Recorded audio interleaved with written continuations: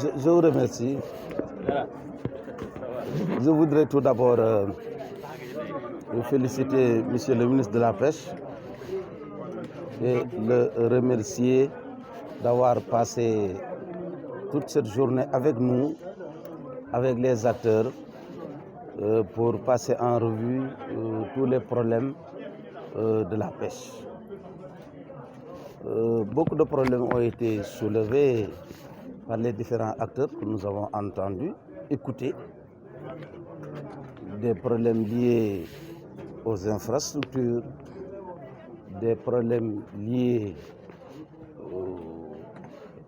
aux ressources dans la mer, des problèmes liés même à l'activité aquacole, l'aquaculture, des problèmes liés aussi à la sécurité en mer, mais également des problèmes liés au financement des jeunes et des femmes qui s'activent dans ce domaine-là. Dans tous les problèmes soulevés, Monsieur le ministre en charge de la pêche a pu apporter un certain nombre de réponses dans l'immédiat. Mais ce qui nous a surtout motivés, sur instruction du chef de l'État, son Excellence Macky Sall, c'était d'accueillir Monsieur le ministre de la Pêche pour écouter l'ensemble des acteurs. Avec tous ces problèmes soulevés, nous allons en constituer un document donc du secteur de la pêche. Et tous ces problèmes-là seront versés dans le programme d'investissement prioritaire secteur pêche que nous allons présenter à l'occasion du prochain conseil présidentiel. Nous allons présenter donc à M. le Président de la République qui aura le dernier mot. La rencontre s'est déroulée vraiment dans un climat très apaisé parce que tout simplement M. le ministre a voulu écouter l'ensemble des acteurs qui pour poser donc des doléances, qui pour poser apporter des contributions, même des critiques. Ça a été vraiment très démocratique. Et je crois que c'était le but visé. Et ce jour-là, je crois que il nous sera très facile, après le résumé qui sera soumis à M. le ministre, que nous allons verser dans le document portant PIP pour la région de Thiès, dans le cadre du conseil présidentiel à venir, pour 2003, ce document-là pour 2023-2025, c'est-à-dire 3 ans. Voilà de manière ramassée ce que nous avons pu obtenir. Encore une fois, remercier M. le ministre et l'ensemble de ses collaborateurs. Nous, c'est un projet. Je ne pourrais pas vraiment venir sur ce programme parce que c'est un projet que nous avons envoyé. Et il me sera très difficile vraiment donc de parler de détails de ce programme. Tout ce que je peux vous dire, c'est que le chef de l'État sera l'hôte de la région du 6 au 11 février 2023 dans le cadre d'une tournée économique qui sera faite d'inauguration, de lancement de travaux et de visite de beaucoup de secteurs, d'une bonne partie donc du secteur économique de la région de Thiès. Qui se sont mobilisés pour nous réserver vraiment un accueil digne de ce nom, mais aussi pour avoir de concert avec le représentant de la pêche au niveau régional, au niveau des 4 départements, mettre en place cette structure qui a pu accueillir les acteurs de la pêche. Toutes les organisations de la pêche sont réunies autour de M. le gouverneur et de son équipe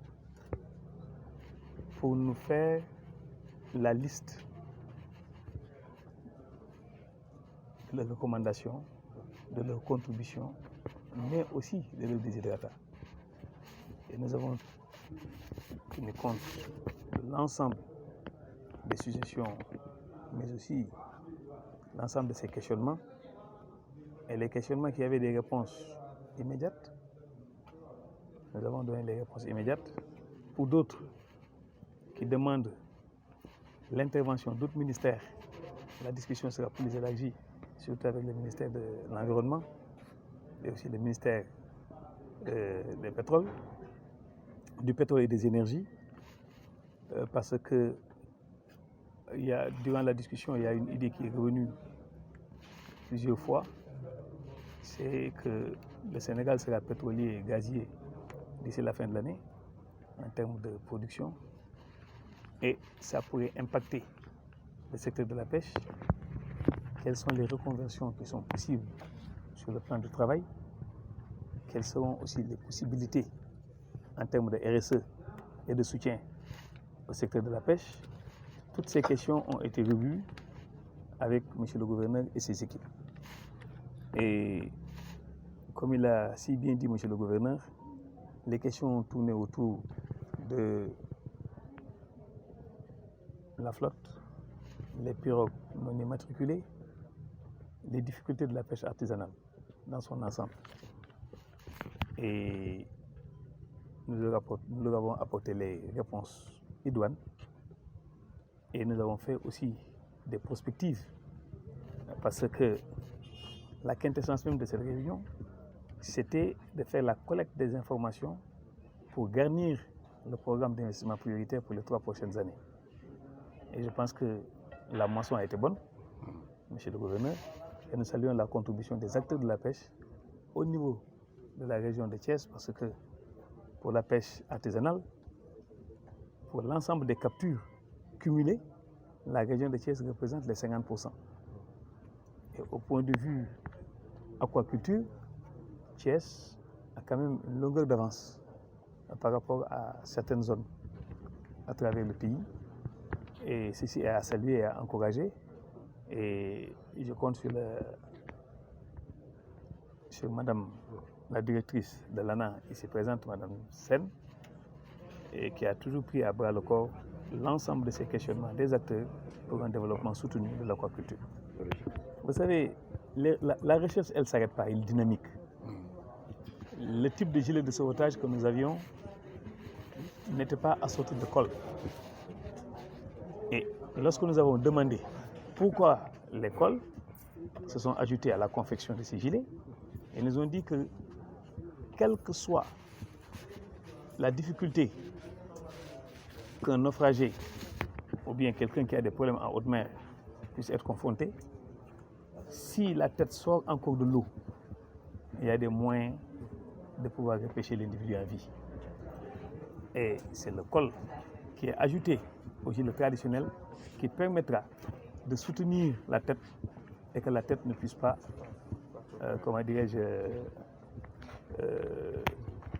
en cas de noyade, puisse être engloutie par l'eau. Et ceci a été un problème par rapport aux fournisseurs, mais je pense que nous sommes en passe de trouver des solutions pour que ces gilets de sauvetage, dont il y a 9 000 qui sont disponibles, aujourd'hui un marché qui est lancé pour 20 000,